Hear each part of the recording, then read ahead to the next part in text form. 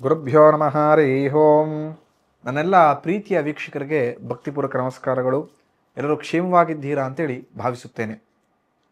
ಈ ವರ್ಷ ಭವಿಷ್ಯದಲ್ಲಿ 3ನೇ ರಾಶಿ ಮಿಥುನ ರಾಶಿ.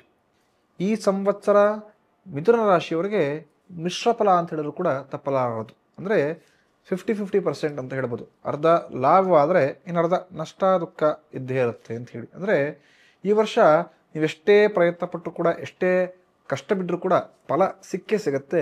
ಆದರೆ ನೀವು ನಿರೀಕ್ಷೆಯಷ್ಟು ಅಪೇಕ್ಷೆ ಮಾಡೋದು ಕಷ್ಟವಾಗತ್ತೆ ಅಂತ. ಅಂದರೆ ನೀವು 100 ರೂಪಾಯಿಯಷ್ಟು ಖರ್ಚು ಮಾಡಿ, 100 ರೂಪಾಯಿಯಷ್ಟು ಶ್ರಮವನ್ನು ಮಾಡಿ, 100 ರೂಪಾಯಿಯಷ್ಟು ನೀವು ಯಥೇಚ್ಛವಾಗಿ ಎಲ್ಲ ಇನ್ವೆಸ್ಟ್ ಮಾಡಿ ಏನೋ ಕಷ್ಟಪಟ್ಟು ಏನೋ ಕೆಲಸ ಮಾಡಿದ್ರು ಕೂಡ ಲಾಭದಾಯಕ 50-60% ಅಷ್ಟೇ ಇರುತ್ತೆ ಅಂತ ಹೇಳ್ತೀವಿ. ಅಂದರೆ ಕೊಂಚ ಮಟ್ಟಿಗೆ ಲಾಭ ಕಮ್ಮಿನೇ ಇರುತ್ತೆ. ಅದಷ್ಟು ಎಫೆಕ್ಟಿವ್ ಆಗಿ ಲಾಸ್ಟಿನ ವರ್ಷಕ್ಕೆ ಹೋಲಿಸ್ಕೊಂಡ್ರೆ ಅಂದರೆ ಆದರೂ ಕೂಡ ಇರೋದ್ರಲ್ಲಿ ಸ್ವಲ್ಪ ಈ ವರ್ಷ ಬ್ಯಾಲೆನ್ಸ್ ಮಾಡ್ಕೊಂಡು ಹೋಗ್ಬೋದು. ಯಾವುದೇ ರೀತಿಯ ತೊಂದರೆಗಳಿರೋದಿಲ್ಲ ಅಂತ. ಪ್ರಮುಖವಾಗಿ ಗುರು, ಶನಿ, ರಾಹುವಿನ ಒಂದಷ್ಟು ಸಂಚಾರದಿಂದ ಈ ವರ್ಷ ಸ್ವಲ್ಪ ಅಶುಭ ಫಲಗಳನ್ನು ಪಡೆಯತಕ್ಕಂಥದ್ದು ಅಂತ. ಪ್ರಮುಖವಾಗಿ ವಿದ್ಯಾರ್ಥಿಗಳಿಗೆ ಈ ವರ್ಷ ಶುಭದ ವರ್ಷ ಅಂತ. ನೀವೆಷ್ಟು ಕಷ್ಟಪಟ್ಟು ಶ್ರದ್ಧೆಯಿಂದ ಓದ್ತಿರೋ ಅಷ್ಟು ಒಳ್ಳೆ ಫಲವನ್ನು ಈ ವರ್ಷ ವಿದ್ಯಾರ್ಥಿಗಳು ಪಡೆಯತಕ್ಕಂಥದ್ದು ಅಂತ.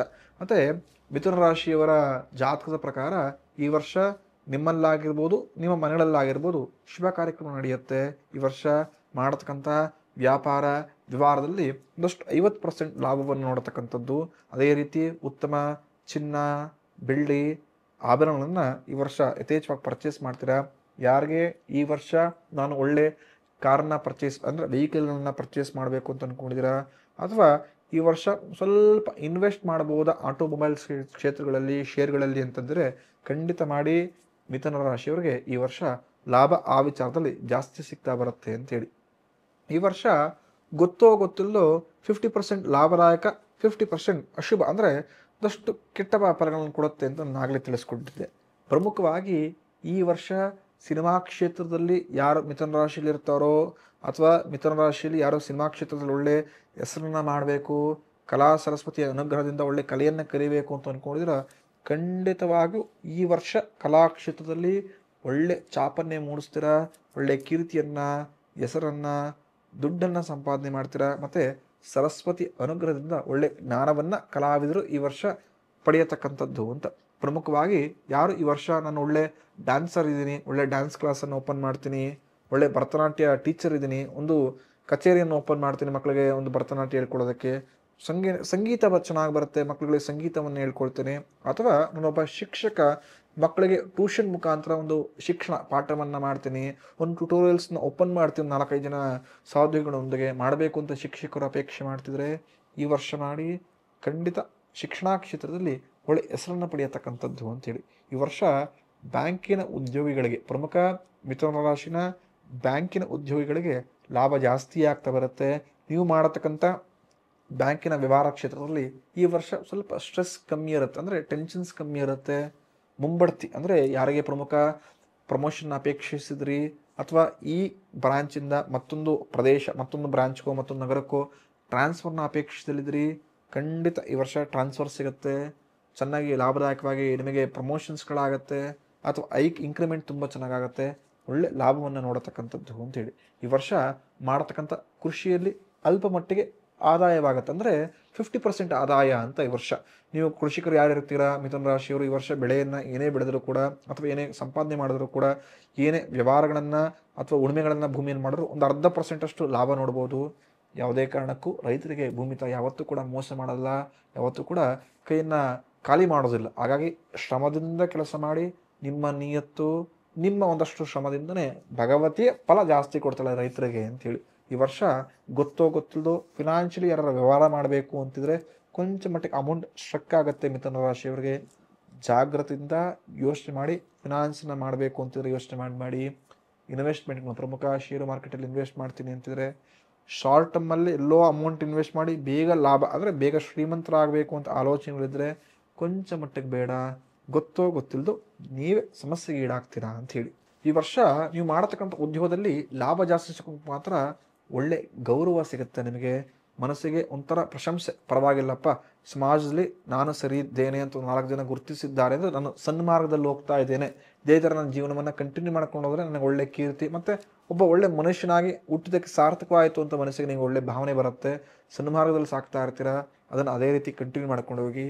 ಗೊತ್ತೋ ಗೊತ್ತಿಲ್ಲದು ಈ ವರ್ಷ ಹಣಕಾಸಿನ ಮುಂಗಟ್ಟು ಏರ್ಪಾಡಾಗತ್ತೆ ಅಂತ. ಅಂದರೆ ನೀವೇನು ಸಂಪಾದನೆ ಮಾಡಿರ್ತೀರೋ ಗೊತ್ತೋ ಗೊತ್ತಿಲ್ಲದೋ ಈ ವರ್ಷ ಸ್ವಲ್ಪ ಖರ್ಚು ಜಾಸ್ತಿ ಆಗತ್ತೆ ಅಂತ. ಅಯವ್ಯಯ ಅಂದರೆ ಸಂಪಾದನೆ ಎಷ್ಟು ಮಾಡ್ತಾ ಹೋಗ್ತೀರೋ ಖರ್ಚುಗಳು ಸ್ವಲ್ಪ ಹಿಂದೆ ಮುಂದೆ ಆಗಿರುತ್ತೆ. ಅದರ ಬಗ್ಗೆ ಸ್ವಲ್ಪ ಗಮನ ಅಂದರೆ ಜಾಗೃತ ವಹಿಸೋದು ತುಂಬ ಉತ್ತಮ. ಖರ್ಚಿನ ಬಗ್ಗೆ ಜಾಗೃತ ಇರಲಿ. ಎಷ್ಟು ಸಂಪಾದನೆ ಮಾಡ್ತೀರೋ ಅಷ್ಟೇ ಖರ್ಚು ಮಾಡತಕ್ಕಂಥದ್ದಂತಲ್ಲ. ಸಂಪಾದನೆ 10 ರೂಪಾಯಿ ಅಷ್ಟು ಮಾಡಿದ್ರೆ ಬರೀ 2 ರೂಪಾಯಿ 1 ರೂಪಾಯಿ ಅಷ್ಟೇ ಮಾತ್ರ ಖರ್ಚು ಮಾಡಿ, ಮಿಕ್ಕಿದನ್ನೆಲ್ಲವೂ ಕೂಡ ಉಳಿತಾಯವನ್ನು ಮಾಡಿ ಫ್ಯೂಚರ್ನ ಗಟ್ಟಿ ಮಾಡಿಕೊಡಿ, ಭವಿಷ್ಯವನ್ನು ಗಟ್ಟಿ ಮಾಡಿಕೊಡಿ ಅಂತ ಹೇಳಿ. ಈ ವರ್ಷ ಮಿಥುನ ರಾಶಿಯವರಿಗೆ ಪ್ರಮುಖವಾಗಿ ಅವರ ತಂದೆ ಮತ್ತು ತಾಯಿಗೆ ಆರೋಗ್ಯ ಸಮಸ್ಯೆಗಳು ಯಥೇಚ್ಛವಾಗಿ ಆಗ್ಬೋದು. ಸ್ವಲ್ಪ ತಂದೆ ತಾಯಿಗಳನ್ನು, ಮಾತೃಪಿತೃಗಳನ್ನು ಅಥವಾ ವಯಸ್ಸಾಗಿದ್ದವರು ಮನೆಯಲ್ಲಿದ್ದರೆ ಸ್ವಲ್ಪ ಜಾಗೃತವಾಗಿರಿ. ಅಥವಾ ಯಾರು ಮಿಥುನ ರಾಶಿಯವರು ಸ್ವಲ್ಪ ಏಜ್ಡ್ ಪರ್ಸನ್ಸ್ ಇರ್ತಾರೋ ನಿಮ್ಮ ಆರೋಗ್ಯವನ್ನು ಸ್ವಲ್ಪ ಚೆನ್ನಾಗಿ ನೋಡ್ಕೊಳ್ಳಿ. ಗೊತ್ತೋ ಗೊತ್ತಿಲ್ಲದೋ ವರ್ಷದ ಮಧ್ಯದ ಭಾಗ ಆರೋಗ್ಯ ಸಮಸ್ಯೆ ಜಾಸ್ತಿ ಆಗ್ತಾ ಹೋಗುತ್ತೆ. ಈ ವರ್ಷ ಮಿಥುನ ರಾಶಿಯವರಿಗೆ ಸ್ಥಾನ ಬದಲಾವಣೆ ಆಗುತ್ತೆ. ಅಂದರೆ ಒಂದು ಸ್ಥಳದಿಂದ ಮತ್ತೊಂದು ಸ್ಥಳಕ್ಕೆ ವಾಸ ಮಾಡುವ ಪರಿಸ್ಥಿತಿ ಹಿಂದೆ ಮುಂದೆ ಆಗುತ್ತೆ.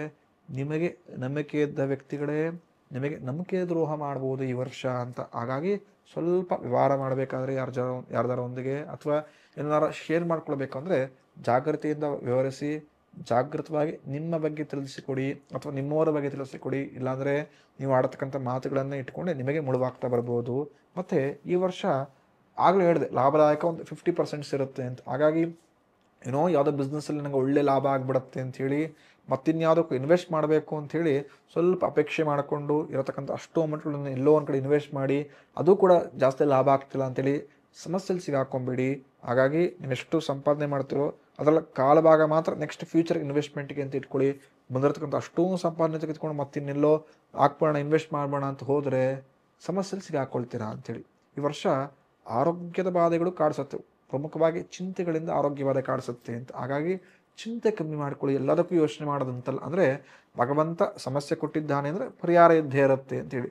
ಎಲ್ಲವೂ ಕೂಡ ನಾನೇ ಮಾಡಿಬಿಡ್ತೇನೆ, ಚಿಂತೆ ಮಾಡಿ ಮಾಡಿ ಮಾಡಿ ಇವತ್ತೇ ಸಮಸ್ಯೆ ಹೋಗ್ಬಿಡ್ಬೇಕು, ನಾಳೆನೇ ಹೋಗ್ಬಿಡ್ಬೇಕು, ಅದನ್ನು ಮಾಡಿದ್ರೆ ಸಮಸ್ಯೆ ಪರಿಹಾರ ಆಗುತ್ತಾ, ಇದನ್ನು ಮಾಡಿದ್ರೆ ಸಮಸ್ಯೆ ಪರಿಹಾರ ಆಗುತ್ತಾ ಅಂತೇಳಿ ಮನಸ್ಸನ್ನು ಗೊಂದಲವನ್ನು ಮಾಡಿಕೊಂಡ್ರೆ ಖಂಡಿತ ಯಾವುದೇ ವಿಚಾರದಲ್ಲೂ ಸಮಸ್ಯೆ ಪರಿಹಾರ ಆಗೋದಿಲ್ಲ.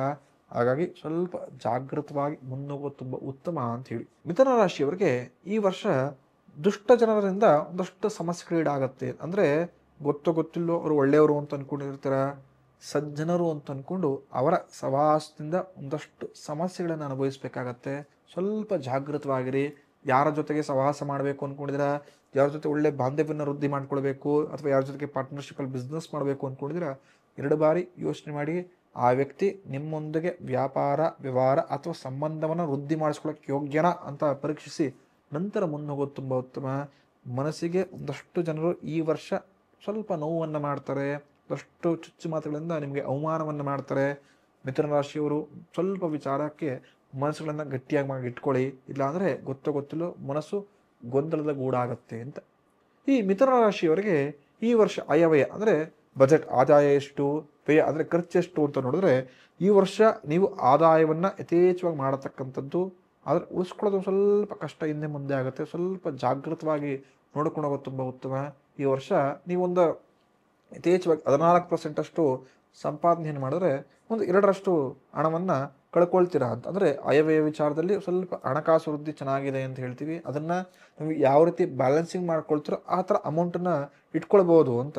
ನಂತರ ಈ ವರ್ಷ ನಿಮಗೆ ಆರೋಗ್ಯಕ್ಕಿಂತ ಅನಾರೋಗ್ಯ ಬಾಧೆಗಳೇ ಜಾಸ್ತಿ ಆಗುತ್ತೆ. ಆಗಲೇ ಹೇಳಿದೆ ಸಂಪಾದನೆ ಚೆನ್ನಾಗಿದೆ, ಯಾವ ರೀತಿ ಖರ್ಚಾಗತ್ತೆ ಅಂದರೆ ಅನಾರೋಗ್ಯದ ಕಾರಣದಿಂದ ಖರ್ಚಾಗತ್ತೆ ಅಂತ. ಅಂದರೆ ಹಾಸ್ಪಿಟಲ್ಗಳಿಗೆ ಸುರಿಯೋದಾಗಿರ್ಬೋದು, ಏನೋ ಆರೋಗ್ಯ ಸಮಸ್ಯೆ ಆಗ್ತಿದೆ ಸರಿ ಮಾಡ್ಕೊಳ್ಳೋಣ ಅಂತ ಸುರಿಯೋದಾಗಿರ್ಬೋದು, ಹಣಗಳನ್ನು ಸುಮ್ಮನೆ ಪೋಲ ಕಳ್ಕೊಳ್ಳೋದಾಗಿರ್ಬೋದು, ಅಥವಾ ಆರೋಗ್ಯದ ಸರಿ ಮಾಡ್ಕೊಳ್ಳೋದಕ್ಕೆ ಒಂದಷ್ಟು ಮೆಡಿಸಿನ್ಸ್ ಆಗಿರ್ಬೋದು, ಟ್ರೀಟ್ಮೆಂಟ್ಗಳಾಗಿರ್ಬೋದು ಅಂತ ಹಣವನ್ನು ಖರ್ಚುಗಳನ್ನು ಮಾಡೋದಾಗಿರ್ಬೋದು. ತಂದೆ ಮತ್ತು ತಾಯಿ ಆರೋಗ್ಯವನ್ನು ವೃದ್ಧಿ ಮಾಡ್ಕೊಳ್ಳೋಕ್ಕೆ, ಅವ್ರಿಗೇನು ಆರೋಗ್ಯ ಸಮಸ್ಯೆ ಬಂದರೆ ಅದನ್ನು ಸರಿ ಮಾಡ್ಕೊಳ್ಳೋಕ್ಕೆ ಹಣವನ್ನು ಪೋಲು ಮಾಡೋದಾಗಿರ್ಬೋದು. ಈ ಥರ ಈ ವರ್ಷ ಆಗುತ್ತೆ. ನಿಮಗೆ 1-2% ಆರೋಗ್ಯ ಇದ್ದರೆ ಅನಾರೋಗ್ಯ 5% ಇದೆ. ಸ್ವಲ್ಪ ಜಾಗೃತವಾಗಿ ಮುಂದುವರಿಯೋದು ಸ್ವಲ್ಪ ಉತ್ತಮ ಅಂತ ಹೇಳ್ತೀನಿ. ಮಿಥುನ ರಾಶಿಯವರಿಗೆ ನಿಮಗೆ ಕೀರ್ತಿಗಿಂತ ಅಪಕೀರ್ತಿಯೇ ಜಾಸ್ತಿ ಇರುತ್ತೆ. ಸ್ವಲ್ಪ ನೋಡ್ಕೊಂಡಿದ್ದು ಮಾಡಿ. ಅಂದರೆ ಒಳ್ಳೆಯ ಹೆಸರು ಸ್ವಲ್ಪ ವಿಚಾರಕ್ಕೆ ಬಂದರೆ ಆಗಲೇ ಹೇಳಿದೆ, ಹಿತಶತ್ರುಗಳ ಕಾಟಿಯಿಂದ ಕೆಟ್ಟ ಹೆಸರು ಜಾಸ್ತಿ ಆಗ್ತಾ ಬರುತ್ತೆ ಅಂತ. ಅದೇ ರೀತಿ ಈ ವರ್ಷ ಸುಖಕ್ಕಿಂತ ದುಃಖವನ್ನು ಜಾಸ್ತಿ ನೋಡಬೇಕಾಗತ್ತೆ. ಪ್ರಮುಖವಾಗಿ ಅದರ ಬಗ್ಗೆ ಬ್ಯಾಲೆನ್ಸ್ ಮಾಡ್ಕೊಳ್ಳಿ. ಎಲ್ಲರೂ ಕೂಡ ನಮ್ಮವರೇ ಅಂತ ಹೇಳಿ ಎಲ್ಲ ವಿಚಾರವನ್ನು ಎಲ್ಲವನ್ನು ಹೇಳ್ಕೊಳ್ತಾ ಹೋಗ್ತಿದ್ರೆ ಗೊತ್ತಿಲ್ಲದ ಸಮಸ್ಯೆಗೆ ಈಡಾಗ್ತೀರಾ ಅಂತಂದರೆ ಒಂದು 3% ಸುಖವನ್ನು ನೋಡಿದ್ರೆ ಗೊತ್ತಿಲ್ಲದೋ 6% ದುಃಖವನ್ನು ನೋಡ್ತೀರಾ ಅಂತೇಳಿ. ಹಾಗಾಗಿ ಆ ವಿಚಾರದಲ್ಲಿ ಸ್ವಲ್ಪ ಕ್ಷೇಮವಾಗಿ ಅಥವಾ ಯೋಚನೆ ಮಾಡಿಕೊಂಡು ಯಾರೊಂದಿಗೆ ಯಾವ ರೀತಿ ವ್ಯಾಪಾರ, ವ್ಯವಹಾರ, ಉದ್ಯೋಗ ಅಥವಾ ಸಂಬಂಧವನ್ನು ವೃದ್ಧಿ ಮಾಡ್ಕೊಳ್ಬೇಕು ಅಂತ ಯೋಚನೆ ಮಾಡಿ ಮುಂದುವರೆದ್ರೆ ಸ್ವಲ್ಪ ಒಳ್ಳೆದಾಗತ್ತೆ ಅಂಥೇಳಿ. ಇನ್ನು ಕಂದಾಯದ ವಿಚಾರ ಬಂದರೆ ಅಂದರೆ ನಕ್ಷತ್ರದ 4 ಅಂದರೆ ಡಿವೈಡ್ ಮಾಡಿಕೊಂಡು 3 ಭಾಗವಾಗಿ ನೋಡಿಕೊಂಡ್ರೆ ಯಾವ ನಕ್ಷತ್ರದವ್ರಿಗೆ ಯಾವ ರೀತಿ ಒಳ್ಳೆ ಫಲ ಸಿಗುತ್ತೆ ಅಂಥೇಳಿ ನೋಡೋದಾಗಿದ್ರೆ ಮಿಥುನ ರಾಶಿಯಲ್ಲಿ ಮೃಗಶಿರ, ಆರಿದ್ರ, ಪುನರ್ವಸು 3 ನಕ್ಷತ್ರ ಬರತಕ್ಕಂಥದ್ದು. ಪ್ರಮುಖವಾಗಿ ಪುನರ್ವಸು ಮೊದಲನೇ ಮತ್ತು 2ನೇ ಪಾದ ಮಾತ್ರ ನಿಮಗೆ ಮಿಥುನ ರಾಶಿಗೆ ಬರತಕ್ಕಂಥದ್ದು. ಈ ಮೊದಲನೆಯ ನಕ್ಷತ್ರವಾದಂಥ ಈ ಮೃಗಶಿರ ನಕ್ಷತ್ರದವರಿಗೆ ಯಾವ ರೀತಿ ಫಲಗಳಿರುತ್ತೆ ಕಂದಾಯ ವಿಚಾರ ಅಂದರೆ ಮೊದಲನೇ ತಿಂಗಳು ಒಳ್ಳೆ ಲಾಭವನ್ನೇ ನೋಡ್ತೀರಾ. ಮೊದಲ 4 ತಿಂಗಳು ಒಳ್ಳೆ ಲಾಭವನ್ನೇ ನೋಡ್ತೀರಾ. ಒಳ್ಳೆ ಯಶಸ್ಸು ಸಿಗುತ್ತೆ, ಒಳ್ಳೆ ಕೀರ್ತಿ ಸಿಗುತ್ತೆ, ಒಳ್ಳೆ ಸಂಪಾದನೆ ಕೂಡ ಆಗತ್ತೆ ಅಂತ. ತದನಂತರ ನೀವೇನು ಸಂಪಾದನೆ ಮಾಡ್ತೀರಾ ಅದು ಕ್ಷೀಣಿಸುತ್ತೆ, ಲಾಭ ಕಮ್ಮಿ ಆಗ್ತಾ ಬರುತ್ತೆ ಅಂತ. ಅಂದರೆ ನೀವೊಂದು 7 ರೂಪಾಯಿ ಸಂಪಾದನೆ ಮಾಡಿದರೆ ಮುಂದಿನ 4 ತಿಂಗಳು 1 ರೂಪಾಯಿ ಸಂಪಾದನೆಗೆ ಬಂದುಬಿಡ್ತೀರಾ. ಸ್ವಲ್ಪ ಬ್ಯಾಲೆನ್ಸಿಂಗ್ ನೋಡ್ಕೊಳ್ಳಿ. ಮುಂದಿನ 4 ತಿಂಗಳು ಸ್ವಲ್ಪ ಸಂಪಾದನೆನೋ, ಆರೋಗ್ಯನೋ ಅಥವಾ ಐಶ್ವರ್ಯನೋ ಅಥವಾ ನೆಮ್ಮದಿಯೋ ಕಮ್ಮಿ ಆದರೆ ಮುಂದಿನ 4 ತಿಂಗಳು ಏನು ಮಾಡಿರ್ತೀರ ಅದನ್ನು ಬ್ಯಾಲೆನ್ಸಿಂಗ್ ಯಾವ ರೀತಿ ನೆಕ್ಸ್ಟ್ 4 ತಿಂಗಳು ಮಾಡ್ಕೊಬೋದು, ಸ್ವಲ್ಪ ಗಮನ ಹರಿಸೋದು ತುಂಬ ಉತ್ತಮ ಅಂತ. ನಂತರ 4 ತಿಂಗಳು ಹೇಗಿರುತ್ತೆ, ಸ್ವಲ್ಪ ಕೆಳಗೆ ಬಿದ್ದಿರುತ್ತಲ್ಲ ಜೀವನ, ಸ್ವಲ್ಪ ಮೇಲಿರುವ ಪರಿಸ್ಥಿತಿ ಬರುತ್ತೆ. ಅಂದರೆ 7ರಲ್ಲಿ ಇರ್ತೀರ 1ಕ್ಕೆ ಬಂದುಬಿಡ್ತೀರಾ, ಮತ್ತೆ 3ಕ್ಕೆ ಬರ್ತೀರಾ ಅಂತ ಅಂದರೆ ಅರ್ಥ ಆಗ್ತಿದೆ ಅಂತ ಅಂದ್ಕೊಳ್ತೀನಿ. ಮೊದಲಿನ 4 ತಿಂಗಳು ತುಂಬ ಯಥೇಚ್ಛವಾಗಿ ಲಾಭವನ್ನು ನೋಡಿ ಸಡನ್ನಾಗಿ ನೆಕ್ಸ್ಟ್ 4 ತಿಂಗಳು ಇದ್ದಕ್ಕಿದ್ದಂಗೆ ಪಾತಾಳಕ್ಕೆ ಬಂದುಬಿಡ್ತೀರಾ. ನೆಕ್ಸ್ಟ್ 4 ತಿಂಗಳು 4 ತಿಂಗಳು ಸುಧಾರಿಸ್ಕೊಂಡಿರ್ತೀರ, ಸ್ವಲ್ಪ ಮೇಲವಾಗಿ ಬರ್ತೀರಾ ಅಂತೇಳಿ. ಹಾಗಾಗಿ ಈ ಮೃಗಶಿರ ನಕ್ಷತ್ರದವರು ಈ ಥರ ಒಂದು ಸ್ವಲ್ಪ ಸ್ಟಾರ್ಟಿಂಗ್ 4 ತಿಂಗಳು ಏನೋ ಸಂಪಾದನೆ ಮಾಡಿರ್ತೀರ ಅದೊಂದು ಸ್ವಲ್ಪ ನೆಕ್ಸ್ಟ್ 8 ತಿಂಗಳು ಬ್ಯಾಲೆನ್ಸಿಂಗ್ ಮಾಡ್ಕೊಂಡು ಹೋದರೆ ಎಲ್ಲವೂ ಕೂಡ ತುಂಬ ಚೆನ್ನಾಗಿ ಹೋಗ್ತಾ ಇರುತ್ತೆ ಅಂತ. ನಂತರ ಹರಿದ್ರ ನಕ್ಷತ್ರ. ಈ ಹರಿದ್ರ ನಕ್ಷತ್ರದವ್ರಿಗೆ ಈ ವರ್ಷ ಪರವಾಗಿಲ್ಲಪ್ಪ, ಸ್ಟಾರ್ಟಿಂಗ್ 4 ತಿಂಗಳು ಒಳ್ಳೆ ಲಾಭವನ್ನೇ, ಒಳ್ಳೆ ಕೀರ್ತಿಯನ್ನು, ಒಳ್ಳೆ ಆರೋಗ್ಯ ಯಶಸ್ಸನ್ನು ನೋಡಿರ್ತೀನಿ. ಮುಂದಿನ 4 ತಿಂಗಳು ಕೂಡ ಅದೇ ಆರೋಗ್ಯ, ಅದೇ ಕೀರ್ತಿ, ಅದೇ ಯಶಸ್ಸು, ಅದೇ ಥರ ಬ್ಯಾಲೆನ್ಸಿಂಗ್ ಆಗೋಗುತ್ತೆ. ಕೊನೆಯ ವರ್ಷದ ಅಂದರೆ ಈ ವರ್ಷದ ಕೊನೆಯ 4 ತಿಂಗಳು ಮಾತ್ರ ಸ್ವಲ್ಪ ಕ್ಷೀಣಿಸುತ್ತೆ. ಅಂದರೆ 50% ಅರ್ಧಕ್ಕೆ ಕ್ಷೀಣಿಸ್ಬಿಡುತ್ತೆ. ಅದನ್ನು ನಾವು ಸ್ವಲ್ಪ ಬ್ಯಾಲೆನ್ಸಿಂಗ್ ಮಾಡ್ಕೊಳ್ಬೇಕಾಗತ್ತೆ. ಅದನ್ನು ಸ್ವಲ್ಪ ನೋಡ್ಕೊಳ್ತಕ್ಕಂಥದ್ದು. ಪುನರ್ವಸು ನಕ್ಷತ್ರದ ಮೊದಲನೇ ಮತ್ತು 2ನೇ ಪಾದದವರು ಪ್ರಮುಖ ಸ್ಟಾರ್ಟಿಂಗ್ 4 ತಿಂಗಳು ಒಳ್ಳೆಯ ಲಾಭವನ್ನು, ಕೀರ್ತಿಯ ಯಶಸ್ಸನ್ನು ನೋಡ್ತೀರಾ. ನಂತರ 4 ತಿಂಗಳು ಏನು ಲಾಭ, ಕೀರ್ತಿ, ಯಶಸ್ಸನ್ನು ನೋಡ್ತೀರಾ ಅಷ್ಟನ್ನು ಕೂಡ ಕಳ್ಕೊಳ್ಳೋ ಥರ ಆಗಿಬಿಡುತ್ತೆ. ಅದನ್ನು ಬ್ಯಾಲೆನ್ಸ್ ಮಾಡ್ಕೊಳ್ಳಿ. ನಂತರ 4 ತಿಂಗಳು ಒಂದಷ್ಟು ವಿಚಾರದಲ್ಲಿ ಕೀರ್ತಿ ಯಶಸ್ಸು ಸ್ವಲ್ಪ ವೃದ್ಧಿಯನ್ನು ಮಾಡ್ಕೊಳ್ತೀರಾ. ಅಂದರೆ ಪುನರ್ವಸು ನಕ್ಷತ್ರದ ಮೊದಲು ಮತ್ತು 2ನೇ ಪಾದದವರಿಗೆ ಮೊದಲನೇ 4 ತಿಂಗಳು, ಕೊನೆಯ 4 ತಿಂಗಳು ತುಂಬ ಚೆನ್ನಾಗಿದ್ರೆ ಮಧ್ಯದ 4 ತಿಂಗಳು ಸ್ವಲ್ಪ ಕಷ್ಟಕರ, ನಷ್ಟಕರ, ಸ್ವಲ್ಪ ವಿಚಾರದಲ್ಲಿ ಹಿಂಬಡತಿ ಆಗ್ತಾ ಬರುತ್ತೆ. ಅದನ್ನು ಸ್ವಲ್ಪ ಬ್ಯಾಲೆನ್ಸ್ ಮಾಡ್ಕೊಳ್ತಕ್ಕಂಥದ್ದು ಅಂತೇಳಿ. ನಂತರ ಮಿಥುನ ರಾಶಿಯವರಿಗೆ ಶುಭವಾರ ಬುಧ, ಶುಕ್ರ, ಭಾನು. ಅಂದರೆ ಬುಧವಾರ, ಶುಕ್ರವಾರ, ಭಾನುವಾರ ಸ್ವಲ್ಪ ಲಾಭದಾಯಕ ವಾರ. ಈ ವಾರಗಳನ್ನು ಸ್ವಲ್ಪ ಕೆಲಸ ಮಾಡಿದ್ರೆ ಅಪೇಕ್ಷೆ ಜಾಸ್ತಿ ಮಾಡತಕ್ಕಂಥದ್ದು ಅಂತ.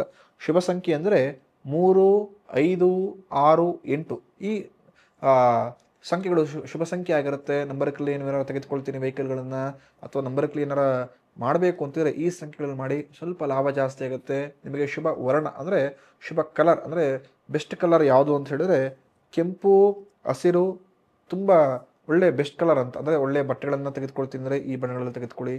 ಕಾರ್ಗಳನ್ನು ಪರ್ಚೇಸ್ ಮಾಡಬೇಕು ಅಂತಿದ್ರೆ ಈ ಬಣ್ಣದ ಕಾರ್ಗಳನ್ನು ಪರ್ಚೇಸ್ ಮಾಡಿ, ವೆಹಿಕಲ್ಗಳನ್ನ ಪರ್ಚೇಸ್ ಮಾಡಿ, ಲಾಭ ಜಾಸ್ತಿ ಸಿಗತಕ್ಕಂಥದ್ದು. ನಿಮಗೆ ಶುಭ ದಿಕ್ಕು ಅಂದರೆ ಉತ್ತರ ಅಂದರೆ ನಾರ್ತ್ ದಿಕ್ಕು ತುಂಬ ಶುಭದಾಯಕ, ಒಳ್ಳೆ ಲಾಭದಾಯಕ. ಮಿಥುನ ರಾಶಿಯವರು ಈ ವರ್ಷ ಲಕ್ಷ್ಮೀನಾರಾಯಣ ಸ್ವಾಮಿನ ಆರಾಧನೆ ಅಂದರೆ ಲಕ್ಷ್ಮೀ ನರಸಿಂಹನನ್ನು ಆರಾಧನೆ ಮಾಡಿದರೆ ಖಂಡಿತ ಲಾಭ ಜಾಸ್ತಿ ಸಿಗತಕ್ಕಂತೆ. ಮಿಥುನ ರಾಶಿಯವರು ಈ ವರ್ಷ ಲಕ್ಷ್ಮೀ ನರಸಿಂಹಸ್ವಾಮಿ ಅಂದರೆ ಲಕ್ಷ್ಮೀನಾರಾಯಣನ ಆರಾಧನೆ ಮಾಡಿದ್ರೆ ಖಂಡಿತ ಒಳ್ಳೆ ಲಾಭವನ್ನು ಪಡೆಯತಕ್ಕಂಥದ್ದು. ಬರತಕ್ಕಂಥ ಅಷ್ಟೂ ಸಮಸ್ಯೆಗಳು ನಿವಾರಣೆ ಆಗುತ್ತೆ. ಪ್ರಮುಖವಾಗಿ ನರಸಿಂಹಸ್ವಾಮಿಗಂದರೆ ಹಿತಶತ್ರುಗಳನ್ನು ನಾಶ ಮಾಡತಕ್ಕಂಥವನು ಅಂತ, ಅಂದರೆ ಶತ್ರುಬಾಧೆ ನಿವಾರಣೆ ಮಾಡ್ತಾನೆ ಭಗವಂತ ಅಂತ. ಹಾಗಾಗಿ ನರಸಿಂಹಸ್ವಾಮಿನ ಯಥೇಚ್ಛವಾಗಿ ಅಭಿಷೇಕ, ಆರಾಧನೆ ಮುಖಾಂತರ, ಜಪತಪಗಳ ಮುಖಾಂತರ ಆರಾಧನೆ ಮಾಡಿ ಖಂಡಿತವಾಗಿಯೂ ಮಿಥುನ ರಾಶಿಯವರಿಗೆ ಈ ವರ್ಷ ಲಾಭ ಜಾಸ್ತಿ ಆಗುತ್ತೆ ಅಂತ. ಮುಂದಿನ ಸಂಚಿಕೆಯಲ್ಲಿ ಮುಂದಿನ ರಾಶಿಯವರಿಗೆ ಈ ಸಂವತ್ಸರದಲ್ಲಿ ಯಾವ ರೀತಿ ಒಳ್ಳೆ ಫಲವನ್ನು ಭಗವಂತ ಅಪೇಕ್ಷೆ ಮಾಡಿಕೊಡ್ಬೋದು ಅಂತೇಳಿ ತಿಳಿಸಿಕೊಡುತ್ತೇನೆ. ಎಲ್ಲರಿಗೂ ಕೂಡ ಶುಭವಾಗಲಿ. ಶುಭಮಸ್ತು. ನಮ್ಮ ಕನ್ನಡ ಫೇಸ್ಬುಕ್ ಪೇಜ್ ನ ಲೈಕ್ ಮಾಡಿ, ಯೂಟ್ಯೂಬ್ ಚಾನೆಲ್ ನ ಸಬ್ಸ್ಕ್ರೈಬ್ ಮಾಡಿ. For more updates click on the bell icon. ನಮ್ಮ ಕನ್ನಡ ಡಿಜಿಟಲ್ ಮೀಡಿಯಾ.